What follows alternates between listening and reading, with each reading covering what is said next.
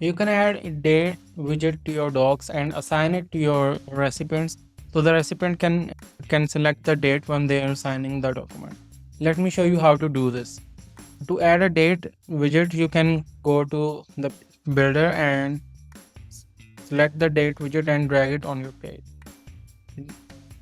Then you have to click on this and go to assigning option and select the recipient you want to assign it. I will also add a signature here and click on this and add the signature. So when they are signing a document, they can also select the date. So this is how you add the date widget in the document for creating your proposals and contracts. Thank you so much.